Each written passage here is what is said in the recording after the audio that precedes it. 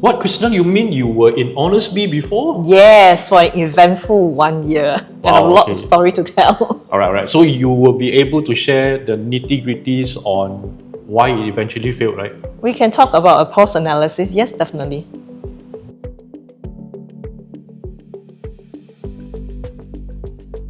Okay, so Christina, Honestbee, all right? We all know that I think it came out sometime in the mid 2010, something like that, and then within like maybe 3 years, it just disappeared. Now I raised this because my daughter was very attracted to the Honestbee logo. The bee was cute, smiley face, all these things. In fact, I think we also collected the tote bags, or the reusable bags from Honestbee. So, tell us about your involvement with Honestbee. Actually, it came as quite a surprise as well. I was approached by them. It was in early 2018. Oh, okay. Yeah. They were looking for somebody to lead their team in a regional basis. And to me, it was quite an attractive brand because I got to know about them when I was in NTUC FairPrice. And Honestbee started off their business doing grocery delivery. Okay. They basically pick up grocery from the stores and deliver, and it was kind of innovative ideas in the area of a gig economy. So really using people with spare times to be shoppers, to pick up the groceries and to deliver. And that actually helped to also alleviate the retailers' workload in terms of delivery, because they have got e-commerce delivery, but people wanted to have same-day delivery, and you can do it with Honestbee. Yeah, so at that time, Honestbee was helping to deliver groceries from FairPrice. FairPrice, yeah. And I subsequently, see. they also expanded to other stores. And you now see a lot more gig players are doing that as well. And like you say, I love the bees, right? And in fact, people were so in love with the bees that they actually collect all of the tote bags, the stickers, and all the merchandise that they have. And it was attractive for me at that time because I like how they have presented and branded themselves. And that time, beyond just grocery, I've learned that they were starting to get into food delivery as well, which was the space that Foodpanda and Deliveroo was in. They had laundry delivery. They pick up laundry from your house. And in fact, that was one of the first services that I used, Honestbee, before I joined them. I see. It was really great because they pick it up from your house. You don't have to go and find a dry cleaner, and then they will deliver back to you. And so that was quite attractive. And at that time, I was told they had expanded within 3 years to 8 markets.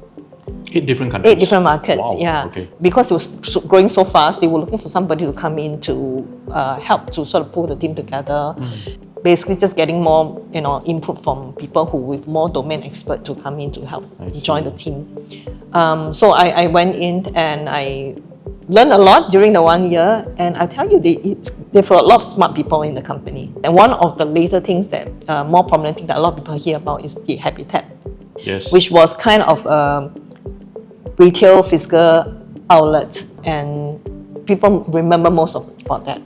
My first encounter with Honestbee wasn't really so much of the delivery, but it was Habitat.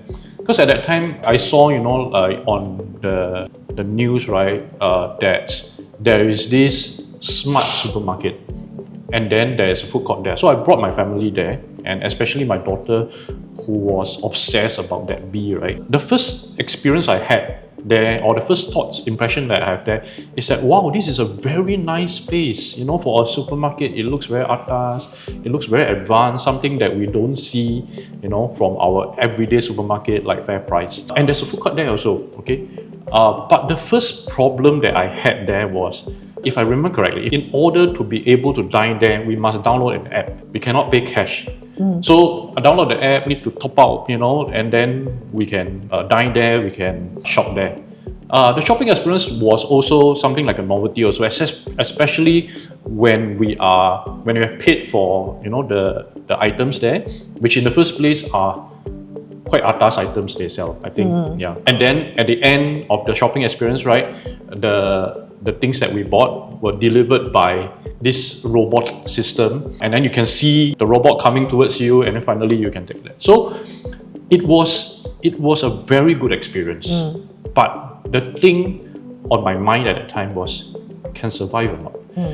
First thing first, to me, okay, if I remember correctly, Habitat was at, where is that place called? You know, like, Pasir Panjang area. yeah, Pasir Panjang area, you know, like Punit towards Henderson. Terrace, I think. Yeah, and it was like in the middle of nowhere. Yes. And you have to drive there. Correct. Yeah. So it's not a very convenient place. Okay. And then second, not many people in Singapore, you know, we're talking about the everyday, the average consumers or customers, right? They won't buy the very atas items. They'll rather go to FairPrice. You know?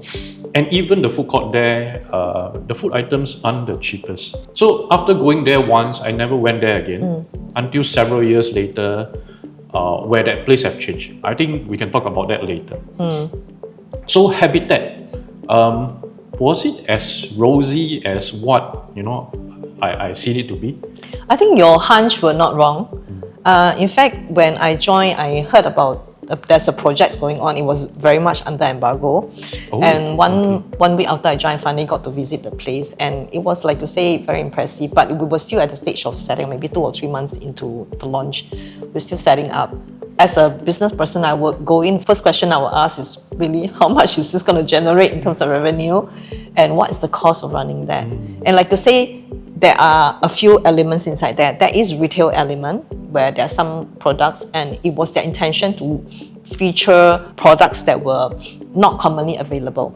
So, for example, you've got like really exclusive products that were listed. Because, like you say, it's a special location, so you want to make it a destination store, you need to have some draw. Right, so that's why I think that's one of the draw. The retail experience, it was, I would say, an extension of the owner's vision, because he's always wanted to be in food business, and he invested a lot of his ideas into how the food services are presented and delivered. And even for the grocery part, the fresh produce, they have purple broccolis and things like that. You know, those are like vegetables that were very unique. And so I feel it was more like an attraction rather than a viable I think business. You're right. Yeah. Of course, there were also diners there. You can eat food there. There was a nice area where you can have conversation and discussion. There was even a library section over there. So it was really beautiful, and I took a lot of money to convert that warehouse space into something like this. You mentioned the app, right? You have to download app to scan the app in order to get in. This is really to facilitate you shopping. You don't have to come up with cash, and the moment you're out, you know, it's all planned for. So it's kind of a new experience. And they've labeled this as new gen retail. I did a bit of envelope calculation in terms of the number of tables, how many turns you have, and what you're able to generate versus the potential cost of running that. And from the first glance, you know it's not going to be sustainable. But the way it was designed and conceived was, they wanted to make this like a multiple use space, which I thought was quite interesting. So you could actually do picking. They have like conveyor belt on the ceiling that shows the products being picked and then into packing. You can basically dine and eat at the same time. But when you actually do shopping, you find that I find it hard to do shopping, because as a retail person, I value customer experience a lot, right? Because it was kind of the product that was laid out, there's no logical out to it. It was hard to find. I find shopping very hard. But you could actually shop on your app. Oh, I didn't know. You can actually shop on your app while you're there, and they will pick and get it ready for you to collect. But it doesn't make sense. I mean, if I'm there, I might as well walk the aisles, right? Correct. Yeah. So I think I feel it was more like, it works more as an experimentation. Okay. It is an experiment where to say, okay, if I can put all of these elements together and I create a different experience, but people enjoying it, there is a commercial part to it, right? I think a lot of people don't know is behind, they even have an exclusive dining area that you can book. You can go in, and it's like a bar, you can go inside there. Okay. So where you can see the chef cooking live, I feel it was more like an experiment on the commercial side. And if it's done well, potentially this could be like a test bed and that can be replicated maybe in modular form. But it was a very expensive experiment. Got it. Yeah, because like you say, the retrofitting and then the lease of maintaining that. And so shortly, a few months after that, you started to see signs happening in the media. There were like creditors issues and things like this. So things began to unfold, and it was too much investigation later on that the real reason came out. And so when I saw the news, that was several years after, I was thinking, okay, better go back to the place one more time to see it before it closed down. So the second time I went there, Habitat looked vastly different. I think in terms of the retail section, it was tremendously scaled. I don't think it survived more than a year. I cannot remember when exactly I went. So what happened was the retail space like shrunk, and the food court area was no more. So really, it made no sense for us to go in and have a shopping experience anymore. Yes. And then after that, you're right lah. Shortly after it just closed down.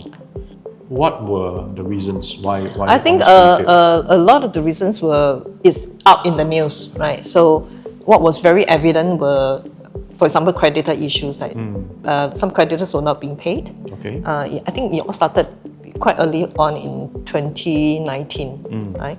Creditors were not paid, and then we had issues in different markets like Taiwan, Philippines, where creditors were going on to the office to ask for outstanding payment, and they were all in the news. And then there was some management change as well. What came across also, staff were not being paid in time. Yeah. Right? I think in addition to that, I also read that one or more of the founders were investing in other stuff that the company doesn't know. I don't know how true is that, but this is what I read in the news. I would think that if it's been announced in the news, probably it has been verified. And interestingly, a lot of this stuff we were not aware. In the last 3 months when I was there, I was really drawn into crisis management, crisis comm management, right? So management's change, and then all these uprising basically issues with suppliers and negative press, and we have to address the press. We need to address what is the potential future of the company. And it was during the time that we were also slowly discovering what actually were happening, right? So some part of the transparency wasn't there.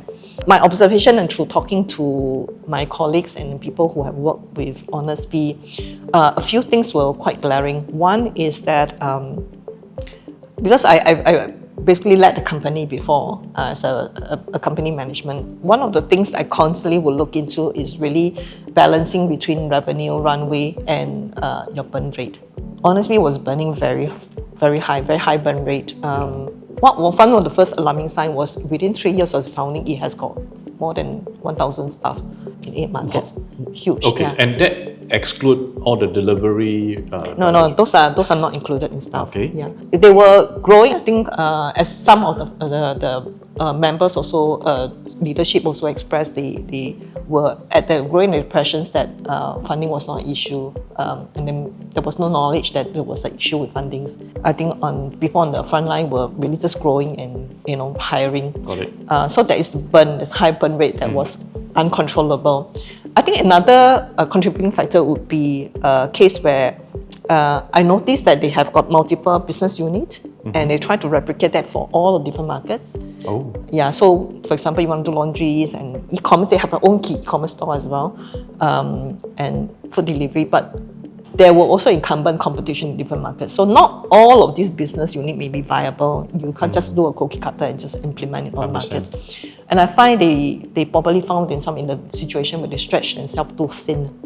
So when you are investing in resources to build new stuff and then you're not able to make it sustainable, that is a drag for your bottom line. Got it. Yeah, so this is the case typically also quite common in a lot of startups that have risen and failed quite quickly. Startup, I think, great part about them is their agility, and they're very fast to make things happen, right? They try, they say, okay, let's go with MVP and just run with it, right?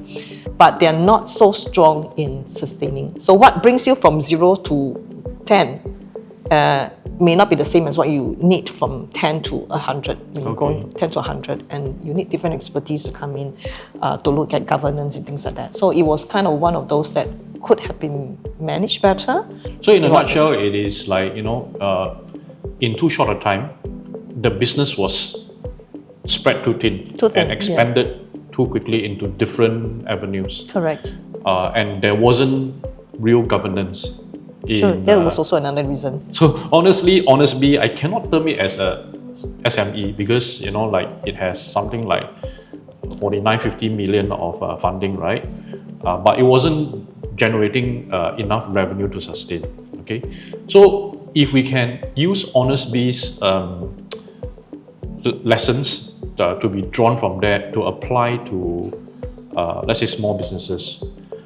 It's very interesting because when you talk about the lack of governance, one small company or one founder of several small companies come to mind. I used to know a friend who runs several businesses all at once, and he was very young and talented, very charismatic and very inspirational. So I followed him for a good while, and that was before COVID, when the retail, all those F&B was still okay.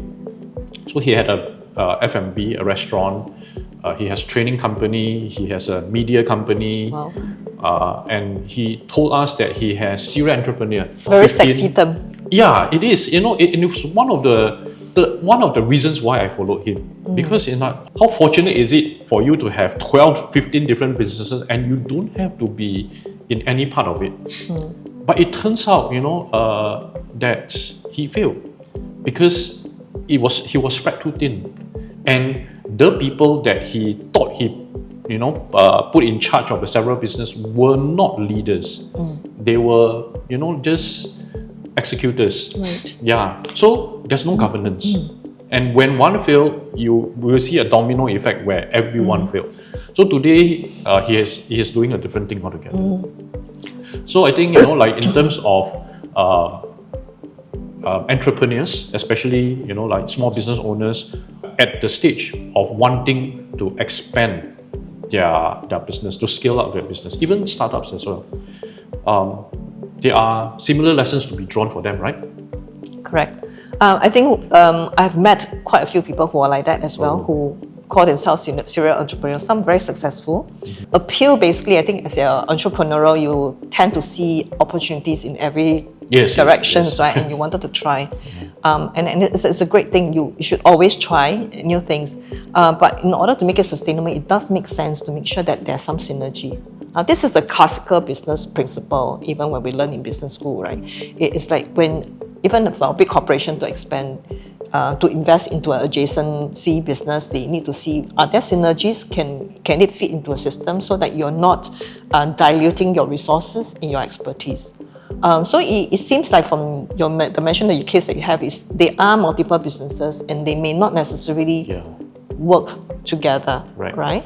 I've also seen cases where also multiple businesses, entrepreneur multiple businesses, but he able to integrate all of them together, and so one contribute to another. Right. So there's a logical flow to that.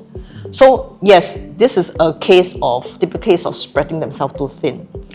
When you are not able to be there to inject your leadership strategy into running of each business and making sure that each business does, in a way, create some kind of a flywheel effect to drive business from one to another. So it's a case where multiple stream of business engines going, and then all needing efforts for acquisitions, and then all of them has got costs that you need to sustain. And the people that you put in charge, when they do not have the management capacity or the expertise to do that, it just become a real drag for the owners to have to manage everything, and it's just kind of, you have 24 hours a day and you can't manage all of it, bound for some kind of troubles. So in terms of advice, or at least the way forward, what should entrepreneurs of such businesses or even startup do?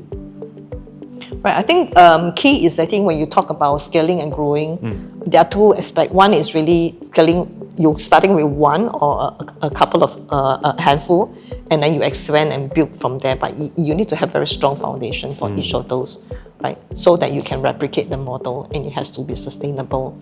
So I would say, maybe borrowing from my learning and observation from Honestbee, is they have a lot of MVP. They've got a lot of things that they've launched, but before it gets successful, or they quickly replicate, because all of the market wanted it. So in the same way, one of the things you need to look at is really your value chain, right? Are you able to sustain? Are you able to manage your costs? Can your revenue justify your costs? If you can replicate one unit economics well, where you can do real proper ROI, and then be profitable, then you say, okay, that's a way you can expand. And expansion, there also, it should not be a case where you have duplicated costs.